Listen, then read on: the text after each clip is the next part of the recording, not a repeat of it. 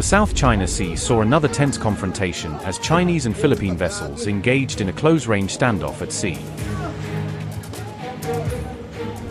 A maritime encounter turned violent after the Philippines accused Chinese Coast Guard personnel of striking one of its sailors with a baton. Manila says a Philippine sailor was injured after an alleged baton attack by Chinese Coast Guard personnel during the confrontation. Video of the incident surfaced as U.S. Secretary of State Marco Rubio visited the Philippines, adding to already heightened regional tensions.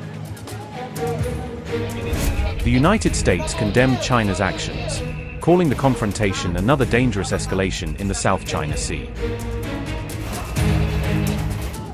China and the Philippines traded blame after confrontation at Second Thomas Shoal on July 20th, further escalating tensions in the disputed South China Sea. Manila said Chinese Coast Guard personnel struck a Philippine sailor with a wooden baton during the maritime confrontation. Philippine officials said the incident occurred as their vessels attempted to drive away a Chinese ship operating near the disputed shoal. Video released by Manila appeared to show a Chinese crew member striking a Philippine sailor during the encounter at sea. However, Beijing accused the Philippines of provoking the confrontation, claiming Manila initiated the disputed maritime operation.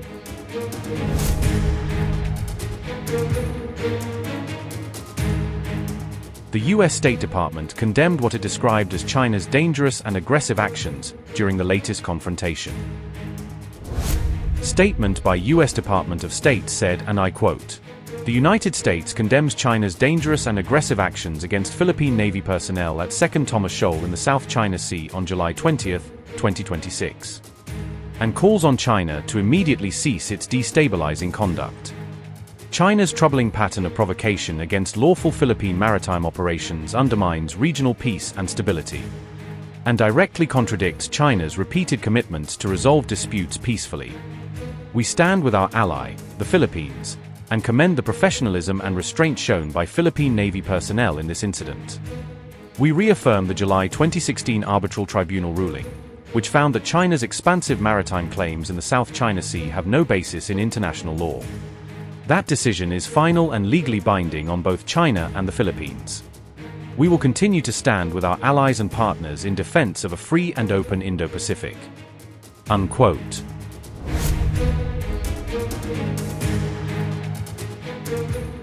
U.S. Secretary of State Marco Rubio arrived in Manila as ASEAN foreign ministers gathered for a new round of regional security and diplomatic talks. Rubio's visit came amid sharply rising tensions following the latest confrontation between Chinese and Philippine forces at Second Thomas Shoal. China's Foreign Minister Wang is also expected to arrive in Manila later this week to participate in the ASEAN ministerial meetings.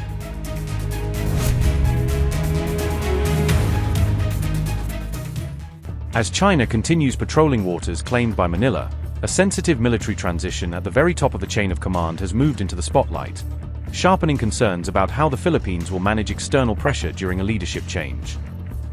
The chief of the armed forces of the Philippines is set to retire after reaching the legal 3-year limit in the post, meaning the handover is driven by statutory rules rather than an abrupt political purge. General Romeo Brawner Jr. is due to step down just as tensions in the South China Sea remain high, adding a layer of uncertainty as the country confronts repeated run-ins with Chinese vessels. Because Brawner is legally limited to 3 years as chief, he is scheduled to retire on July 21st, ending a tenure defined by both external confrontation and delicate civil-military balancing. He has been widely praised for maintaining the military's chain of command under intense political and strategic pressure, helping keep the institution steady despite sharp debates over how to respond to Beijing. Philippines military officials insist there will be no leadership vacuum during the transition, stressing that contingency plans and succession arrangements are already in place. Senior officers have said leadership continuity is assured as General Brawner retires, emphasizing that operations and strategic priorities will carry on without disruption. At the same time, Manila faces domestic political pressure as the armed forces prepare for a change of command, with stakeholders watching closely to see which faction or vision will shape the next phase. The appointment of a new chief of staff rests solely with President Ferdinand Marcos Jr., giving him decisive influence over the military's posture toward China and internal security. Because Congress is currently in recess, formal confirmation of the next military chief will be delayed, stretching out the timeline for final approval.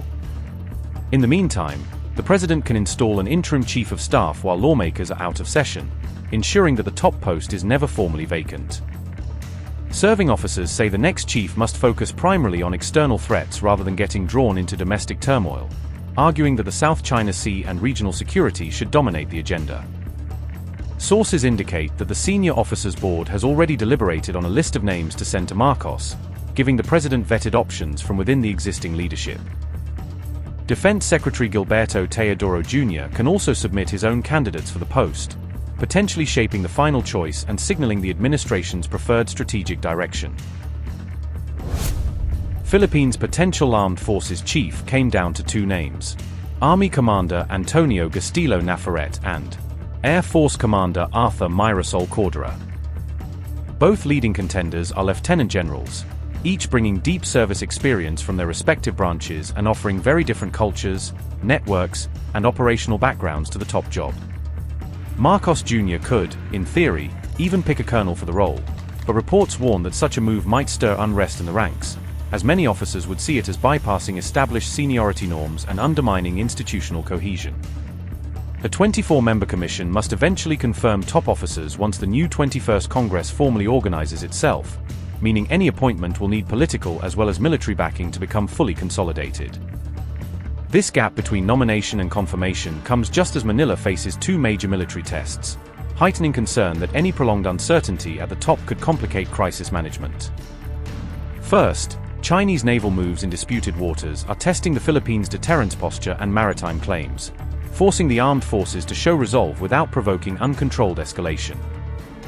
Second, growing pressure from retired officers has threatened to politicize the chain of command, as veterans publicly lobby and criticize, raising fears that internal debates could spill into open factionalism within the forces.